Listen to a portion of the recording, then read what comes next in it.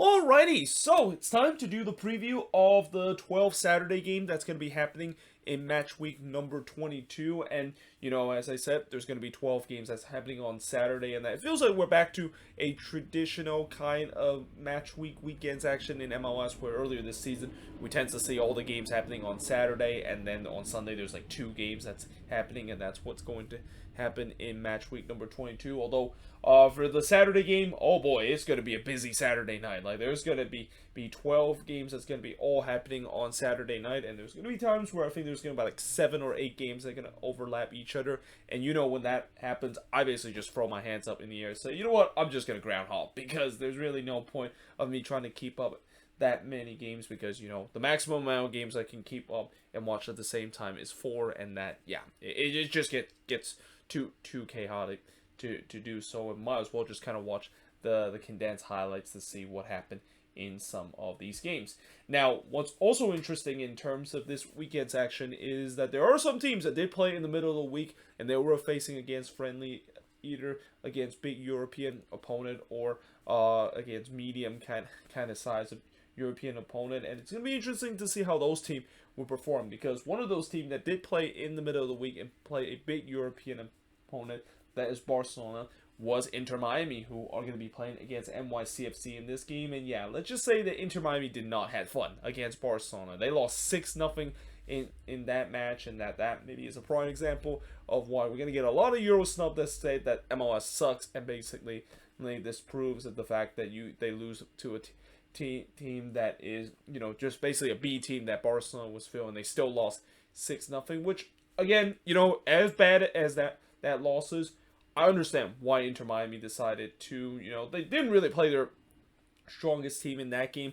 but also at the same time, they completely ignored what Phil Neville basically said, the fact that this was the most important game of the season. And yeah, those players are thinking that, yeah, you know what, we're just going to, we'll try to pretend that we're actually interested in the game, but what we're actually interested in is try not to get injured, because in the long term, we do have a weekend games that is coming up, and in this game against NYCFC, it's not going to get any easier, because NYCFC, in terms of the all-time meeting, they're 4-0-0 over Inter Miami, so NYCFC have never lost Inter Miami in their history. Now, this game will start at 7 p.m. Eastern, 4 p.m. Pacific, but the actual kickoff is 7:08 p.m. local time, which kicks off a very busy night of MLS action. NYCFC having an 11-5-4 record, while Inter Miami has a 7-4-9 record. Now, moving away from talk about the Inter Miami and Barcelona game to actually talk about this game. Well, some of the key points in this game for NYCFC is this Tati Castellanos farewell game. I mean,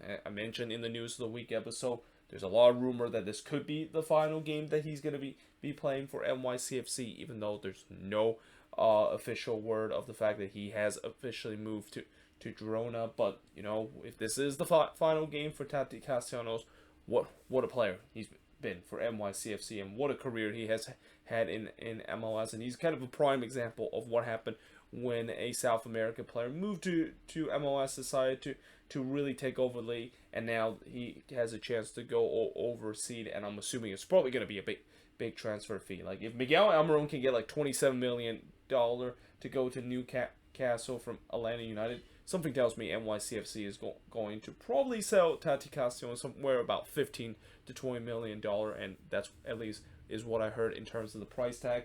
But for Inter Miami, I mean, is this the game to end the losing streak against NYCFC and end the road winless run? Well, the answer is probably no, because NYCFC is hungry to try to get 3 points, and especially with them having limited amount of times with Tati Castellanos left, they know that they're desperate in terms of him and continue to be successful with the team, but also, not to mention, hope that other guys can step up besides Tati in this one. Because, again, I think there is that big question heading into the post-Tati Castellanos era of what is this NYCFC team is going to look, and especially, is this attack going to be able to do well without their main number 9 that, again, he's probably going to be sell off very soon in the transfer window. Now, moving on, in terms of the next match, we have FC Cincinnati versus Nashville SC, which will start at 7:30 p.m. Eastern, 4:30 p.m. Pacific, but the actual kickoff is 7:38 p.m. local time. By the way, this is the first of 4 games that's going to kick off at that time, so I'm not going to mention that time again, because I don't want to keep repeating myself in terms of talk about these 4 games in terms of what time the game actually kick off. But in this one, Cincinnati have a 7-6-8 record, while Nashville has an 8-6-7 record. All-time meeting, Nashville so far is undefeated against Cincinnati, 2-1-0 in the 3 meetings that both of these teams have had prior to this. Though, that does not include going back to the USL days. This is always a game where I think it's always interesting to see because, these 2 teams used to be USL Championship rival, and it's very rare that you see a rivalry happening in the USL Championship now goes into the MLS level, and that's what we see. And for a while, I've always called this the USL Derby because both of these teams, of course, come from that league. But for the key points for Cincinnati, can they get themselves back on winning column? Because people don't know that Cincinnati hasn't been playing well in these last couple of games. I mean, as much praise I've gave to Pat Nolan and this Cincinnati team this season, they have really struggled in the last 9 games. Only 1 win in the last 9 games for Cincinnati. In fact, I also talk about how many times the home form has been a problem for this team because they have dropped a lot of the points at home this season. Though it's not going to be easy because they're about to play against a Nashville team that we know Nashville is a team that is very impressive on the road. And as I said, their impressive road form and a hot Hani Mukhtar continue in terms of his form. I mean, Hani Mukhtar is just red hot right now. 5 straight games from a goal for Nashville SC, and he's destined to try to make it 6 in a row and once again carry this Nashville team to the promised land of making the playoffs once again. Now, moving on, we got Columbus versus New England, which will start at 7:30 p.m. Eastern, 4:30 p.m. Pacific, but the actual kickoff is 7:38 p.m. local time. The Crew have a 7-8-5 record, while the Revs have a 6-7-7 record. All-time meeting, 39-19-28 in favor of Columbus. And in terms of the key points, for Columbus, I talked about Hani Mukhtar being red hot. Another guy that's been red hot right now is Cucho Hernandez. I mean, he is a player that is not only looking to try to score again, but also continue his resume of being the newcomer of the year. I mean, I know some will say that it's still early days. I mean, this is only the 4th game that Cucho Hernandez is playing, but the fact that he's able to start his career with the Crew with 4 goals in the last 3 games, like he's averaging a goal less than 90 minutes. That is just an insane pace that he's going in, and I don't know whether that is going to continue, but it's safe to say that Columbus have finally found their number 9, and you can even safely say that it's probably even better than what they imagined in terms of replacing Jarzy Zardes in that number 9 spot. Now for the Revs, can they get a big win that can get them over the hump, over the red line? I mean, this has been the problem for the Revs, at least in these last couple of weeks, and really this season alone, ever since they tried to come back from their slow start, where they always just kind of like are around that playoff position and just on that bubble of making the playoffs. And there's times where they find themselves above it, but then they immediately drop back down because they suffer for some losses and of course drop some points at home. And again, this is not going to be easy because talk about Cucho Hernandez being red hot, so is the Columbus Crew. Like, they have now gone 8 games without a defeat, and they're looking to try to make it 9 games without a defeat in this game against a Revs team that, again, this is a team that is struggling to get over the hump of being above the red line. And also, I think a lot of that is the inconsistency we see from this Revs team.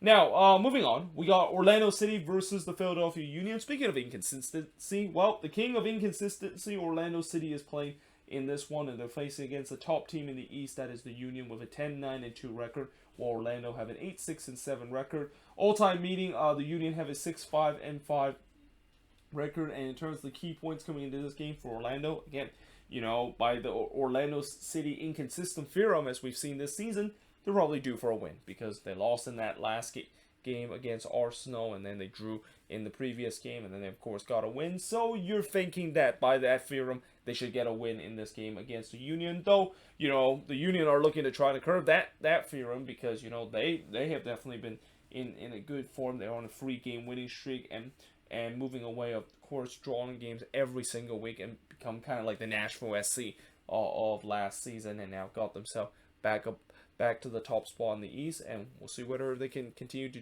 do so in this game, as again, this is not going to be an easy game for the Union, which at times this season they have struggled on the road, but so is Orlando City at home. I mean, they also have struggled at home this season, and that their home form pretty much is just exactly mirror in terms of the form that they've been in this season, which is very inconsistent. You just don't know what kind of Orlando City team is going to show up. If this is a good Orlando City team, they'll beat the Union. If this is a bad Orlando City team, they'll probably lose to the Union. Or if this is going to be an Orlando City team that we saw in the U.S. Open Cup against the Union, which was a good sign, then yeah, they'll also get 3 points in this one too. Now, moving on, we got Toronto FC versus Charlotte FC. That as I mentioned, will start at the same time as these three other games that I've just mentioned. TFC have a 5-4-12 record, while Charlotte have an 8-2-11 record. Now, this is, of course, the first ever meeting, and I believe Toronto was one of the last team in the Eastern Conference to play Charlotte FC, the expansion team. But yeah, this, of course, is the first ever meeting. And the key points coming into this game is definitely the long-awaited debut of Lorenzo Insigne and Federico Benedetti. And from what I heard from TFC and from what Bob Bradley had said, it seems like both of these guys are ready to play in this game, and that should be very interesting to see, not only in terms of how they do, but it's been a long wait, the debut. Like, there's been talk about how Insigne and then Benedetti, who just signed with the team just a couple of weeks ago, is getting well, not a couple of weeks ago, but just this last week. How are they going to make a big impact to this team? Are we going to see something similar to the old glory days of Javinko and Altidore being the dynamic duo for this TFC team, and whether we'll see it again with Benedetti and Insigne? It is definitely an exciting time. If you're a fan of TFC in terms of the attack, I mean, if you're a fan of the team in general, it's exciting time, but you're still, of course, worried about, well, what about the defense of this team? Now, for Charlotte FC, speaking of defense, it's a tall task for them. Like, that has to be a very, very intimidating factor for the Charlotte FC defense. That, yeah, they get to play against Toronto FC, and they have to face against two of the most well-known players in soccer, especially in Italian soccer, and that, yeah, I wonder how are they going to slow them down, and especially both of these guys, they definitely want to make a big impact in the league, because, you know, after all, it's been there's a lot of hype that have been surrounded, and usually, you know, sometimes in terms of hype and have players that come from Europe to come to MLS straight away, it sometimes does take time for that hype to generate, but there are some players that they can instantly prove that the hype is for real, and just have a feeling Insigne is going to do so, followed by Benedetti. But yeah, this should be a very interesting game to see. And again, if you're a person that wants to see big European name that is going to be playing, I mean, there's definitely a lot of other games that have big European name. I mean, I'll talk about one of the other game that has that, which involved with LAFC. But this is definitely one that I think people will want to watch if you want to see some of those big international name that has now arrived in MLS and finally have played for their respective club. Now, moving on, in terms of the next match, is DC United versus Montreal. So, you know, talk about big international name. I mean, you know, there's that question, is this finally the time when Wayne Rooney is going to be head coaching this team? Because up to now, it is still Chad Ashton as the head coach, or the interim head coach for DC, and apparently it has taken longer than expected to have Wayne Rooney be coaching his first ever game for DC because of the visa issue. But there could be a chance that this could be the game, though. If this is the game to do so, man, it's going to be a tough one, because they're playing against Montreal, who has a 10-2-8 record. And despite the fact that Montreal has been kind of inconsistent in these last couple of games, I'm going to actually jump straight away to the key points in this one. They're going to have Georgi Mihailovic back. And with Mihailovic back, full healthy, and knowing that he's basically the heart and soul of this team, is this team started to go on a run. Because doing that 8-game unbeaten streak that they were on was highlighted by Georgi Mihailovic just playing out of his mind, and other guys on that team like Joaquin Torres and Romel Kyoto is scoring goals for fun doing that good run. Now for DC, of course, the key points coming into this one is that will we see the debut of Ravel Morrison, and then also the much anticipated coaching debut of Wayne Rooney. Now the Ravel Morrison, you know, that deal only just completed a couple of days ago, so it's highly unlikely that we might see him play in this one, unless maybe he may get substitute appearance. But certainly, I'm pretty sure a lot more people are focused on the coaching debut of Wayne Rooney. And again, you know, it's not going to be easy, because, you know, Montreal is the team that can definitely bring it when they're on their day, and we'll see whether they can do so in this one. And by the way, what's also interesting about this game, besides the fact that this game will start at 8 p.m. Eastern, 5 p.m. Pacific, but the actual kickoff is 8:08 p.m. local time. The all-time record is dead even at 8 apiece. 8 wins, 8 draw, and 8 losses. So somebody's going to definitely break the ice, and that this might be kind of what you call a rubber match in terms of seeing who, of course, will take the lead in terms of the all-time meeting, or is this going to be a draw that basically means that the number is going to be now at 8, 9, and 8. But it's also always interesting you see a number that is dead even like this, especially when the amount of games between both teams that both of these teams play has started to be much higher than what we see, like maybe like 1-1-1 or 2-2 kind of all-time record. But that being said, I am now going to switch board and look at the last 6 games that's going to be happening in terms of a busy Saturday night action of match week number 22 of the MLS regular season. So moving on, we got the Houston Dynamo versus Minnesota United, which will start at 8:30 p.m. Eastern, 5:30 p.m. Pacific, but the actual kickoff is 7:38 p.m. local time. The Dynamo have a 7-4-10 record, while Minnesota has a 9-4-8 record. In terms of the all-time meeting, the Loons does slightly have favorites in terms of the all-time meeting, 6-4-5 over the Dynamo. Now, the key points coming into this game is that is the win away against the Quakes a turning point after a brutal losing run that this Dynamo team has been. I mean, before they beat the Quakes on the road, this team was desperate for points. I mean, they were on a very bad losing run, but we'll see whether that big road win, which is something that the Dynamo has rarely got in their franchise, at least in the past couple of years, maybe is a turning point of them starting to go on a good run and get themselves in the mix of the playoff race. Now, that being said, they're going to be playing against Minnesota, and the Loons is definitely one of the hottest teams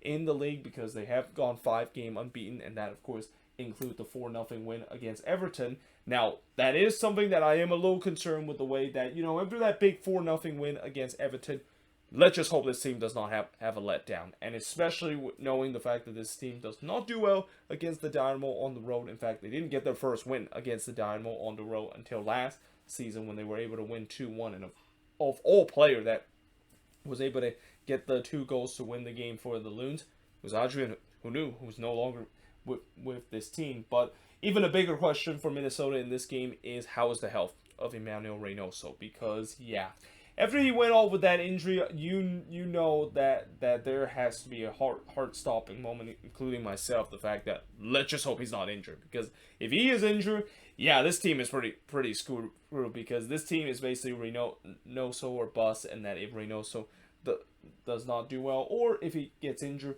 this team could be in serious trouble. So let's just hope that is nothing serious. Like, from what I heard, it seems like it's nothing serious, and especially him being selected as a player to compete in the All-Star Skill Challenge, it probably means that he is actually okay. But again, we'll see whether if he's going to be healthy enough to play in this one.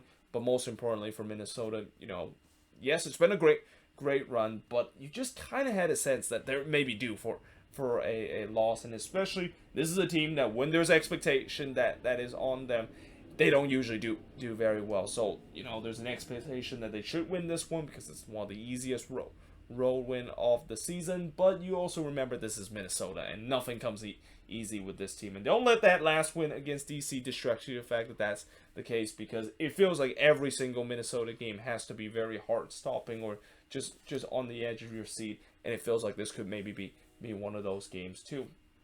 But now, moving on. We got Sporting KC versus LAFC. So here we are. We have one of the few times where the top team in the conference meet against the team that is at the bottom of the conference. And in this case, Sporting KC is at the bottom of the conference at 5-5-12, while LAFC currently is at the top of the Western Conference and at the top of the Supporters' Shield standing with 13 wins, 3 draw, and 4 losses. This game will also start at 8:30 p.m. Eastern, 5:30 p.m. Pacific, but the actual kickoff is 7:38 p.m. local time. And in terms of the all-time meeting, both of these teams dead even at 4 wins apiece. But for the key points coming into this game, now, normally when you see a battle between the top team versus the bottom team in the conference, you would usually say that the top team would easily get the win, but that's just not been the case, at least in these last couple of occasions when that has happened. In fact, that's kind of what makes MLS unique, and how we always talk about the parity and the unpredictability in MLS, and this could be one of those games. And I definitely fancy that this could be another situation where the team at the bottom of the conference can actually beat against the home team. I mean, or beat against the top team in the conference, because to start with, the team at the bottom is at home. And, Sporting KC, although they haven't done as well at home as they've done in previous season, that when it comes to big games, that Peter Vermes, of course, will definitely rally his troop, and that they definitely have used that experience to take down some top teams. I mean, this season, as bad as this season has, some of their wins this season are against really good team, and some of the time when they get points that they weren't expected to get points were against good teams too. So it could be a possibility that they can definitely get all 3 points in this game against LAFC, especially knowing LAFC. I feel like this could be a trap game for this team.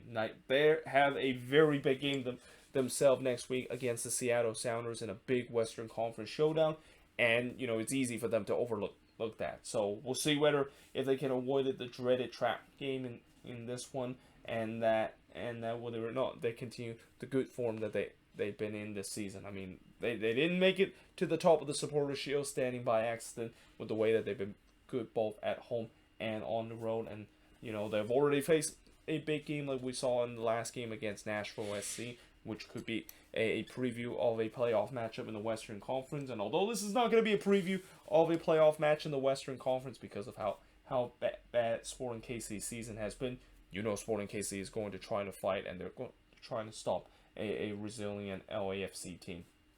But now moving on, in terms of the next match, we got RSL versus FC Dallas, which will be the first of 3 games that will start at 10 p.m. Eastern, 7 p.m. Pacific, but the actual kickoff is 8:08 p.m. local time, although the other 2 game is on Pacific time zone, so the other 2 game is at 7:08 p.m. local time. But as I said, with those 7:30 p.m. Eastern, 4:30 p.m. Pacific start time, I'm not going to mention the start time and the kickoff time of these games now that I've talked about how this is the first of 3 games that will start at that time. Now, in terms of the all-time meeting, Dallas actually leads the all-time meeting with a 21-11-14 record over RSL, but obviously RSL is going to be the favorites in this one because, again, it feels like they're on an upswing again after getting a big win in the game against Sporting KC at home. We know this is a team that can go on a hot streak, and then they kind of maybe go on a cold streak a little bit, and it feels like they're back in the upswing again. They could go on a hot streak, especially against a Dallas team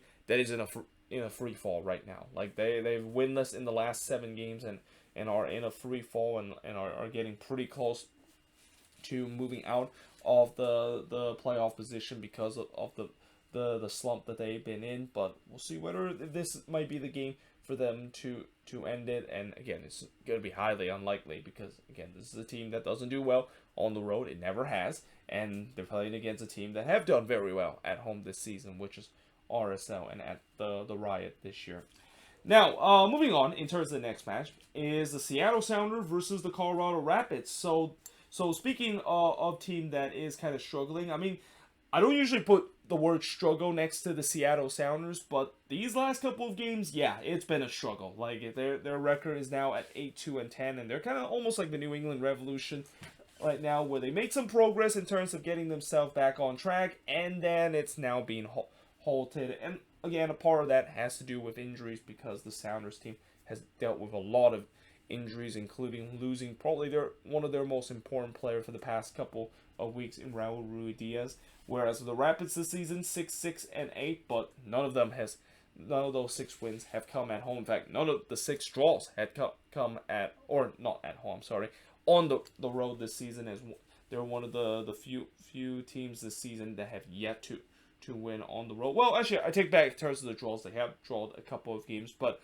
they're winless so far on the road. And what I'm trying to say is that they're one of the few teams in MLS to have not registered a single win on the road. Now, in terms of the all-time meeting, unsurprisingly, the Sounders dominated this meeting 22-4-8 over the Rapids. And then for the Sounders, again, can they end this goal drought? One of the reasons why they have not been doing very well in these last couple of games is they can't score. And when you can't score, I mean, the old saying is true. You're not going to win a lot of games by not scoring a single goal. And again, the big question in this one is that can they finally end that goal drought, even though most likely they're going to be without Rui Diaz once again in this one. And then for the Colorado Rapids, again, they're one of only 2 teams that yet to win on the road. So like I mentioned, they're the only team in the West to not win on the road and one of the few teams to do so. And it's very highly unlikely that this might be the game to do so, because again, you feel like the Sounders eventually is going to snap out of this funk, and even if they don't have Rui Diaz in this one, they still have some difference maker. It's just that we'll see whether those difference maker can finally wake up from this goal drought that they've been in, because we've seen before even the best team in the league go through a goal drought, and we'll see whether the Sounders, if you can just get one goal. I know that there's that old saying of that, and that you can start scoring many goals. I feel like that's the case for the Sounders. If they can just get that one goal, then their attacking confidence will be back on point, and they can be looking like the Sounders attack as we've seen before. Now, moving on, we got the Vancouver Whitecaps versus the Chicago Fire, which in terms of the record, 7-5-9 is the record for the Whitecaps, 6-5-10 that is for the Chicago Fire. But all-time meeting, the Whitecaps have a 6-3-2 record over the Fire, and the key points coming into this game. Now, both of these teams are kind of in the playoff bubble, but they're kind of on almost the tail end of the playoff bubble. And that, for the Whitecaps, can they finally end this mini vols where, they haven't had a lot of success in the last 5 games. Only 1 win in the last 5 games, and even though they did get a big draw against the Portland Timbers, they still have this bad run where they only won 1 out of their last 5, and that's kind of keep them from being going above the red line for the first time this season. Whereas for the Chicago Fire, they definitely have figured things out in terms of the home form. It's just now the road form that they need to figure it out. And like I said, as good as the Fire has been at home so far in these last couple of games, if they can't figure out their road form, is going to be a problem for them. And it's not going to be easy when they're playing against a Whitecaps team that have been pretty good this season at home. Only lost 2 games so far this season at home, and we'll see whether they can get themselves on winning ways with the way that if they can get a win in this one, and depending on how other resort is going to be, they could find themselves above the red line once again because of how tight the Western Conference is. And speaking of which, one of those teams that has also have a chance to go above the red line is the final game of the Saturday action, and this team probably will go above the red line depending on how resort is, and probably will get a win in this one. Is the Portland Timbers versus the San Jose Earthquakes. And like I said, anytime when there's a Timbers versus Quakes match, especially it's at Providence Park, it's an automatic win for the Timbers. I mean, I know I've said before in my video where I shouldn't always say that a team gets an automatic 3 points and congratulate them, because that could really backfire, especially this season, where I think a couple of times I said in the beginning of the season and it backfired big time, and it just gets to a point where maybe some people will be angry at me, especially giving to the team that won the automatic win sweepstake. Their fan base is probably going to be very pissed at me for jinxing them. So for the sake of Timbers fans, I'm not going to say that this is a automatic 3-point sweepstake, but it's pretty close in terms of being so. In fact, I even said in the key points that of course is the case, but just pretend that that's just words. I did not actually say the fact that this is what it is in terms of the key points of them having the free points of the year. Oh god damn it! I just said it, didn't I? Okay, pretend I didn't say it, Timbers fan. But anyway, all-time meeting. It's a 17-9-6 record in favor of the Timbers. I mean, when they pretty much won every single home game against the Quakes at Providence Park. That's why you have that kind of record. This, of course, is the last game, 10:30 p.m. Eastern, 7:30 p.m. Pacific, but the actual kickoff is 7:38 p.m. local time. And, for the Quakes, what I'll say is that they better pray to the MLS gods to create something very wacky. I mean, we've seen some wacky kind of situation, and we have seen some long unbeaten streak finally comes to an end. They just got to pray that it's going to be their turn. I mean, in some way, they kind of did finally ended some bad omen and some bad unbeaten streak last season. Remember when they ended the unbeaten streak with them and the Seattle Sounders. They just need to do it again, this time against the Portland Timbers, especially on the road, which, like I said, I don't have to remind you every time of how many times I've said whenever there's a Timbers versus Quakes match, the Quakes have never won against the Portland Timbers on the road, and it's been, what, 15 all-time meeting between both of these teams in league plays, and it's hard to believe not even a single time the Quakes have been walk away with a win. In fact, I think I even look on the league website, and they even mentioned the fact that this is the most that an MLS team is able to stay unbeaten against a other MLS opponent when they're playing at home. And that, again, it's just that the curse of Providence Park is there for the Quakes. Like, it's not even a house of horror for this team. It's just a place that the Quakes are guaranteed to not get anything out of it, which is why I think last year when they got a 1-1 draw against the Timbers at Providence Park, that was considered a miracle. The fact that they were able to do so, consider it's just such a miserable place. It's a place where basically the Quakes go there to not get anything, and sometimes even get bodied because of how the Timbers just have that sheer dominance against the Quakes, and clearly has their number whenever they play at home at Providence Park. And I don't expect this to be any different, especially with the way that the Quakes basically had the most got you kind of match in the last game against Houston Dynamo that I've seen. And for those of you who don't know what I mean about got you, yeah, that's basically the Quakes basically once again disappoint their fan base for what it seems like the 1 million time, and also once again a match that basically continue the cycle of the fact that as soon as you have some hope about this Quakes team